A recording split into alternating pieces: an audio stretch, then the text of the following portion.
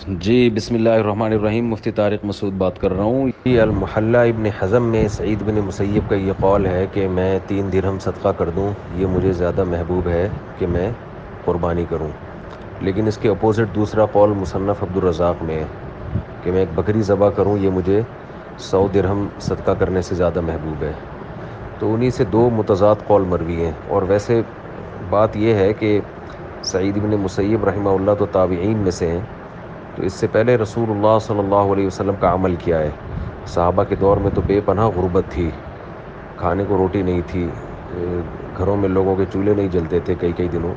اس کے باوجود آپ صلی اللہ علیہ وسلم نے فرمایا کہ ایام نہر میں اللہ تعالیٰ کو جانور کا خون بہانے سے زیادہ کوئی عمل محبوب نہیں ہے۔ تو وہی قول جو امام ابو حنیفہ، امام مالک، امام شافعی اور امام احمد بن حنبل کا قول ہے، وہ یہی ہے۔ اور یہ بڑے محققین تھے، پوری دنیا نے ان پر اعتماد کیا ہے، اور دلائل بھی ان کے بہت مضبوط ہیں۔ تو انہی دلائل اور انہی ائمہ اربعہ کے اجماع کے باعث یہی بات درست ہے کہ ان دنوں میں صدقہ کرنے کے بجائے قربانی کرنا ہی متعین ہے۔ اب بات یہ ہے کہ قربانی ایک مستقل عبادت ہے، جیسے نماز ایک مستقل عبادت ہے، اس کا کوئی دوسرا آلٹرنیٹ نہیں ہے۔ روزہ ایک مستقل عبادت ہے، تو جب تک روزے کی استطاعت ہے آپ روزہ ہی رکھیں گے، اس کا کوئی آلٹرنیٹ نہیں ہے۔ حج ایک مستقل عبادت ہے، تو اب یہ نہیں کہ یہاں آپ نے کسی کو غریب کو پیسے کھلا دیے تو آپ کا حج ادا ہو گیا۔ تو اسی طرح قربانی بھی ایک مستقل عبادت ہے۔ کسی بے روزگار کے ساتھ مدد کرنے سے وہ قربانی کا فریضہ ادا نہیں ہوگا۔ کسی بے روزگار کی مدد کرنا ایک الگ فریضہ ہے، وہ قربانی سے نہیں ادا ہوگا۔ تو جیسے زکوٰۃ قربانی سے ادا نہیں ہوتی، صدقہ خیرات قربانی سے نہیں ہوتے، تو ایسے ہی قربانی صدقہ خیرات سے نہیں ہوتی۔ قربانی کا ایک مخصوص عبادت ہے جو جانور ذبح کرنے کا نام ہے، اور وہ جانور بھی مخصوص دنوں میں، بقرعید کے 3 دنوں میں، اس سے پہلے بھی نہیں ہو سکتے، اس کے بعد بھی نہیں ہو سکتے۔ تو اگر کوئی شخص یہ فتویٰ دیتا ہے کہ ضرورت کی بیس پہ بجائے قربانی کرنے کے کسی غریب کو کھانا کھلا دیں یا کسی بے روزگار کی مدد کر دیں، تو یہ فتویٰ 100% غلط ہے۔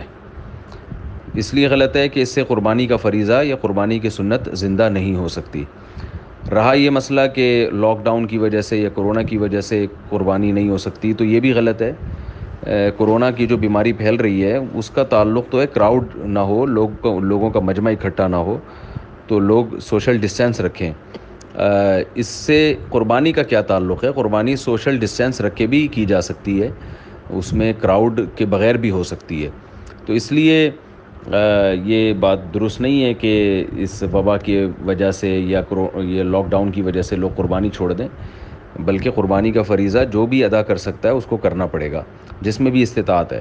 ہاں استطاعت ہی نہ ہو، گورنمنٹ نے گھر سے نکلنے پہ کسی کے پابندی لگا دی، یا حکومت نے سختی کر کے جانور لانے پر پابندی لگا دی، جیسے کہ انڈیا میں بعض علاقوں میں گائے پر پابندی لگ جاتی ہے، اور گائے اگر آپ ذبح کریں تو قتل و غارت تک نوبت پہنچتی ہے، تو ایسی صورت میں ہم کہیں گے بھئی گائے نہ کاٹو، بکرا کاٹ دو۔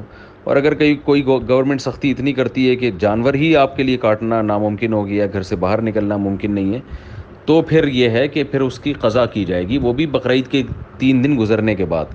پھر وہ بقرعید میں نہیں ہوگی، بلکہ بقرعید کے 3 دن گزرنے کے بعد پھر اس کی قضا ہوگی، کہ جو مالدار لوگ تھے وہ قضا کے طور پر وہ پھر جانور کی قیمت صدقہ کریں گے۔ ہاں وہ پھر قیمت جو ہے کسی بے روزگار کو دی جا سکتی ہے، کوئی بھی زکوٰۃ کا مستحق ہو اس کو وہ قیمت دی جا سکتی ہے، وہ ایسی مجبوری میں کہ جب آپ کے لیے قربانی کرنا ممکن ہی نہ رہے، ناممکن ہو جائے۔